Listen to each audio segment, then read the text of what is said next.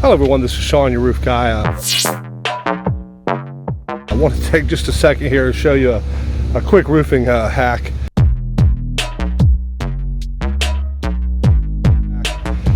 With chalk. We all get on roofs. I'm about to get on one now and do some test squares for an insurance company, but I think I want to show you real quick. I want to take a second. Take your chalk, your dollar chalk, your railroad chalk, Amazon, however you get it.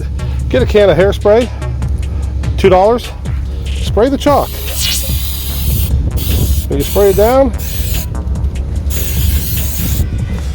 takes a second to dry. Pick it up. You can carry this, put it in your pocket, bring it back out. No mess. $2 hack to save you from getting chalk all over your clothes, your hands, whatever you do. Like, subscribe, follow me. We'll talk to you guys later.